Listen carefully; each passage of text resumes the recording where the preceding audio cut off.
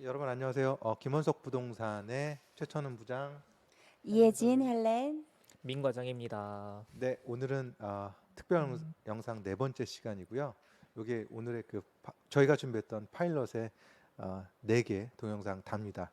이제 앞으로 여러분들이 얼마나 성원해 주시느냐에 따라서 이게 실시간 라이브로 갈 수 있냐가 이제 판단이 되기 때문에 많은 좀 성원 부탁드리겠고요. 제가 앞선 그 특별 영상에서도 말씀을 드린 바가 있는데 지금 이 특별 영상을 준비한 이유가 크게 한 세 가지라고 볼 수가 있겠습니다. 우선은 제가 이제 이 업무를 맡으면서 많은 분들이 저한테 물어봤어요. 찝어주세요. 어느 게 좋겠습니까? 참 난감하더라고요. 그렇죠. 뭐 제 입장에서는 분명히 보이기는 하는데 그거를 어떻게 말씀을 드려야 되나? 투자자가 한두 명이 아니기 때문에 뭐 약간 좀 편향성이 있을 수도 있고 해서 고민을 하다가 생각해낸 게 투자에 참고할 만한 어떤 지표를 좀 만들어서 여러분들께 소개를 해드리자.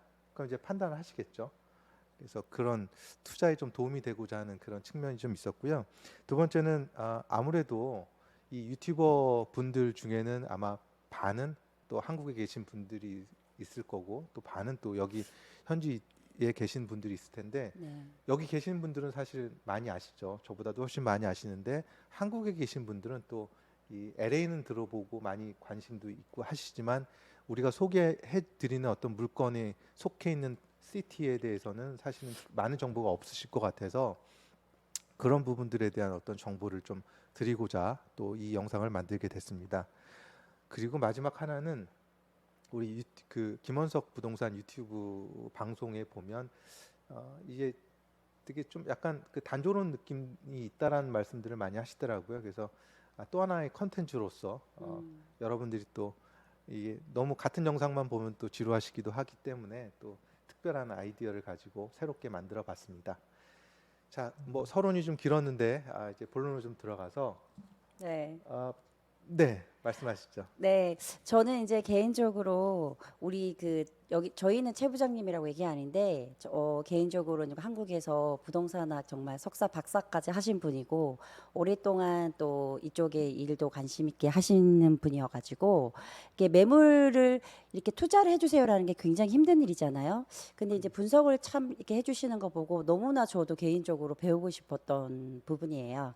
근데 이제 요즘에 부장님 막 한국에서도 난리잖아요. 전 세계적으로 지금 뭐 주택 시장이 붕괴됐다, 뭐 아파트가 뭐 한국은 반토막이 났다 이러는데 이제 저희는 이제 요즘 LA에 있으니까 LA의 지금 주택 시장은 지금 어떻게 되고 이 경기 침체를 통해서 이제 저희는 투자를 많이 하는 회사잖아요. 어떻게 지금 진행되고 있는지 궁금해하실 것 같아요. 아침마다 이제 이제 차를 몰고 오면서 네, 라디오 방송을 듣는데 그날의 어떤 핵심 키워드가 있습니다. 네, 그런데 있긴 있는데 계속 끊이지 않고 들리는 얘기가 리세션이라는 그렇죠. 후퇴기에 대한 얘기를 많이 하고 있습니다. 이렇게 말씀드려야 될 것 같아요. 이제 한국 시장과 비교해보고 미국의 다른 부동산 시장과 좀 비교해볼 필요가 있는데 네, 한국은 정말 거래 절벽인 네, 상황이 계속되고 있다라는 부분들이 있고, 근데 미국 같은 경우는 사실은 최근 2년, 3년 동안 또 불황이었던 곳보다는 호황이었던 곳이 많거든요. 그 네, 중에 보면 대표적으로 인기지역이 몇 개가 있습니다. 뉴욕도 있었고, 캘리포니아 LA도 있었고, 뭐 텍사스도 있었죠. 그런데 이렇게 좀 말씀드리고 싶은 게 한국과 미국이 좀 많이 다른 부분이 있습니다. 예를 들어서 연준이 또 최근에도 발표했고 한국은행에서도 이제 금리를 올렸었죠. 인상을 했었죠.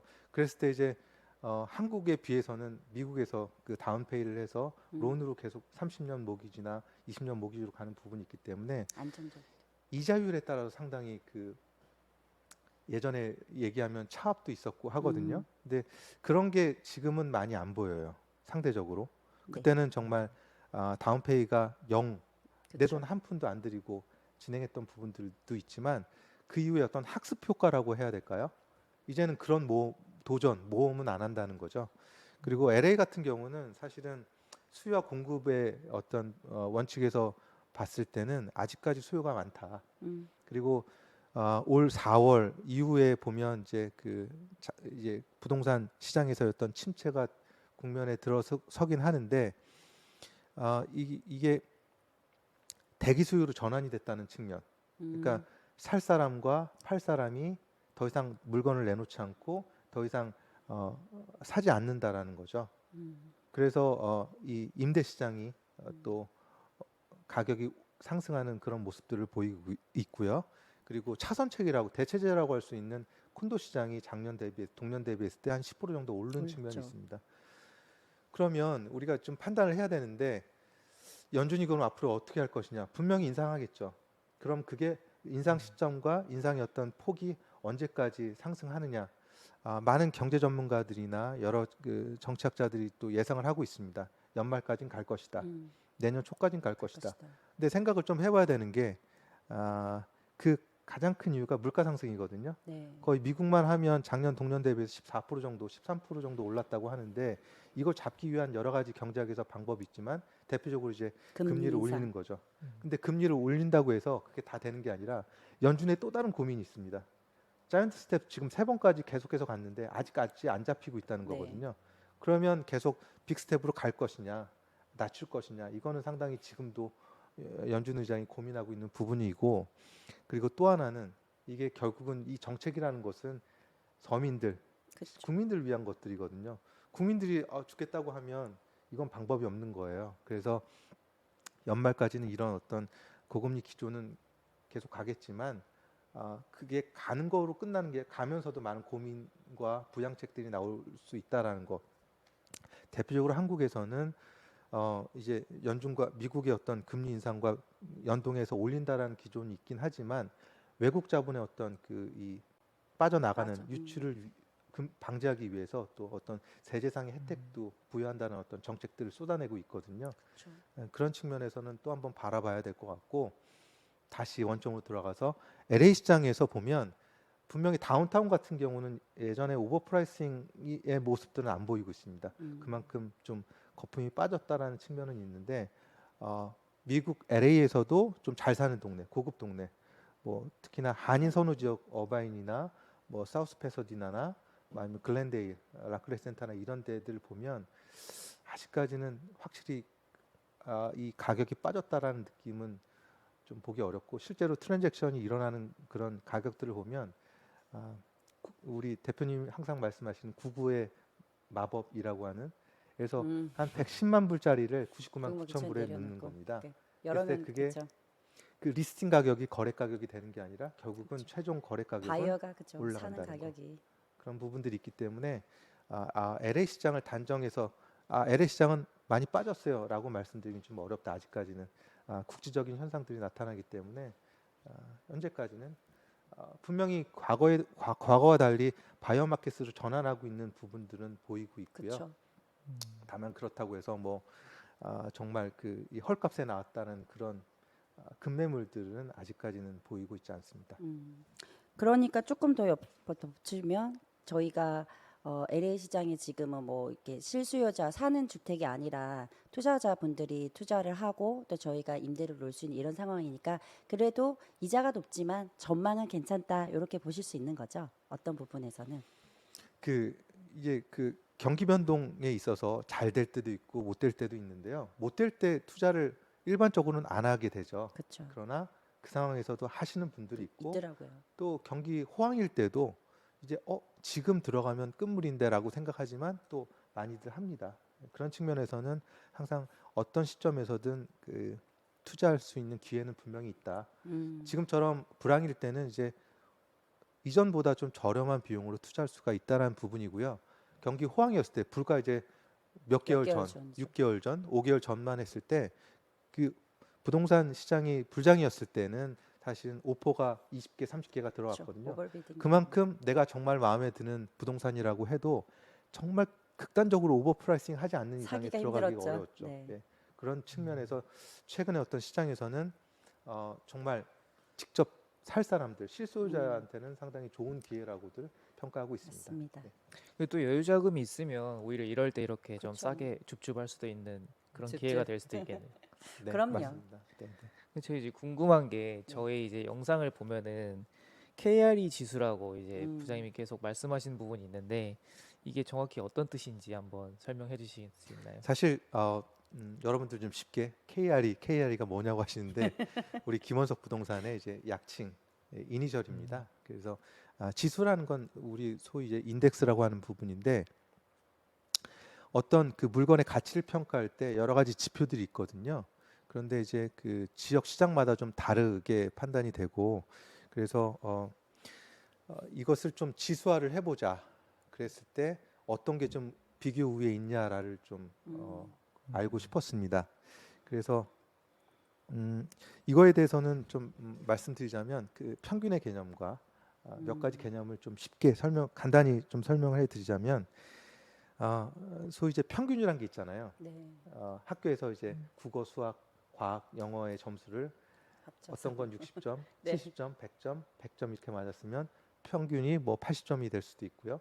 이것은 결국은 높은 점수와 낮은 점수가 아니라 평균으로 수렴되는 그런 지점을 판단하고자 하는 측면이 좀 있는데 그 이제 그 절대적인 그 높이를 평가하기 위해서 예를 들어서 단위가 맞지 않거든요. 인구수가 뭐 10만 명 이상 그러면 10만 명이라고 했을 때 그 10만 명이 100점이 될 수가 있고요. 네. 거리가 1마일 이상 그러면 단위수가 팍 줄잖아요. 그렇죠. 그리고 뭐 또 이 수치로 평가할 수 없는 뭐 어떤 비중으로 평가할 수 있는 투자금 대비해서 리셀 예상 가격, 그럼 마진이라고 하는 부분들이 있는데 이런 것들을 1로 했을 때, 100%로 했을 때 얼만큼의 비중을 차지하냐라는 것들을 만드는 게 이제 지수인 것이고 그 지수의 산술 평균하는 것은 뭐 우리가 알고 있는 그런 평균의 개념이지만 또 이 지수에서도 그 어떤 그 비중을 두는 거냐에 따라서 그 중요도가 달라질 수가 있거든요. 쉽게 말씀드려서 사과 100원짜리 두 개를 샀고 그리고 배 200원짜리 두 개를 샀습니다. 이것의 산술 평균은 100원과 200원을 더해서 150원이 나와요.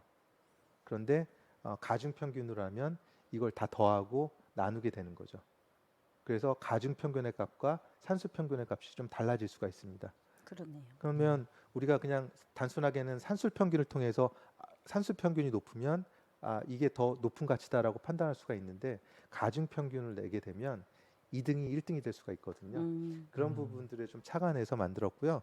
어차피 인덱스라는 것은 사실은 이게 연구자 주관의 어떤 그 주관적인 요소가 좀 많이 있고 통계학적으로 좀 유의미하게 계속해서 파인 튜닝하는 과정이기 때문에 절대적인 수치라고 할 수는 없지만 그래도 여러분들 어떤 그 투자에 도움을 드리기 위한 하나의 또 중요한 지표로서 활용도 가능하다라고 생각을 합니다. 네.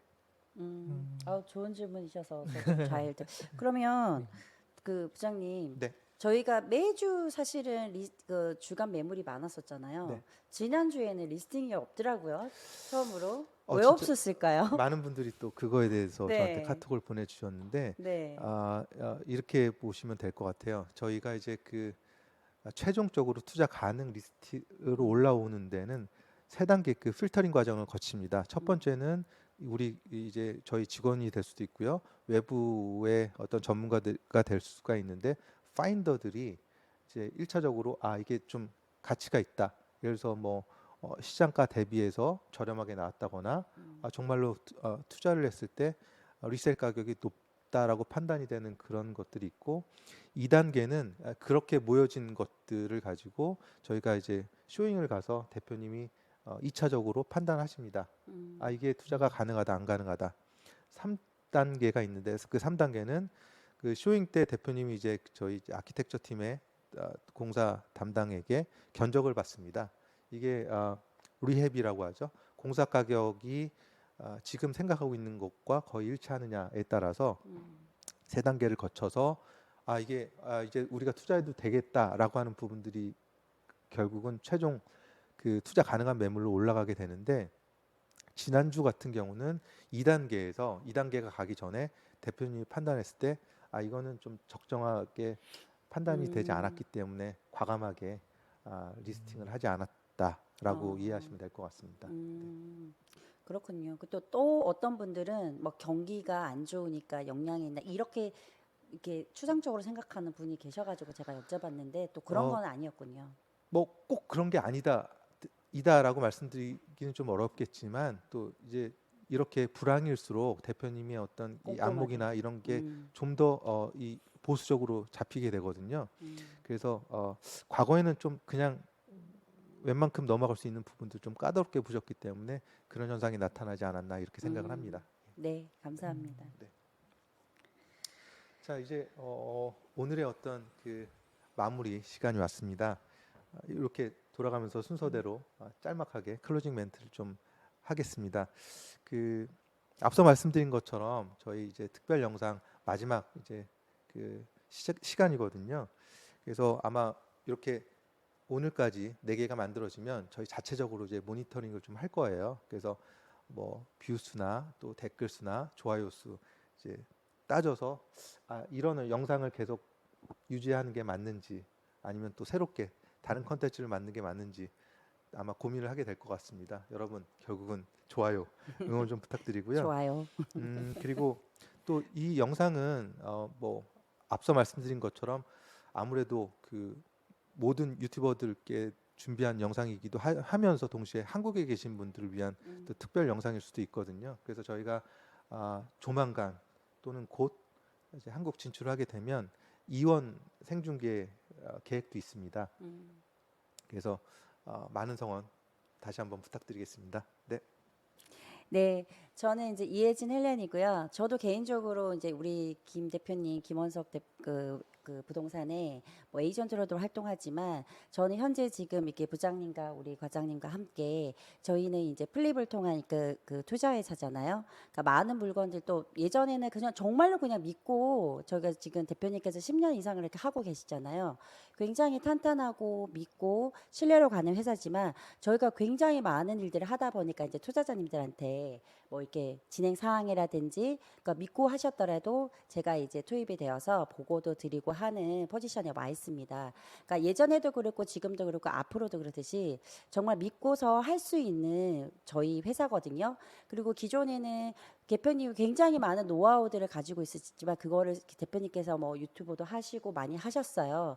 그렇지만 그 대표님만이 가지고 계시는 안목으로 저희 회사는 또 어느 누구도 따라올 수 있는 그런 부분이 있기 때문에 앞으로도 저희 모든 그 직원분들과 함께 에리카 사장님뿐만이 아니라 정말 이렇게 한 마음으로 가고 있기 때문에 믿고 이 경기 불황에도 또 탈출할 수 있는 저희도 열심히 분석하고 있기 때문에 믿고 투자해 주시면 될 것 같습니다. 감사합니다. 네, 결국 저희가 만들고 있는 이 주간 매물 특별 영상 같은 경우는 결국 여러분의 반응이 제일 중요하기 때문에요. 꼭 관심 있으신 분들 좋아요랑 댓글 많이 부탁드리겠습니다. 감사합니다. 네, 네, 감사합니다. 감사합니다.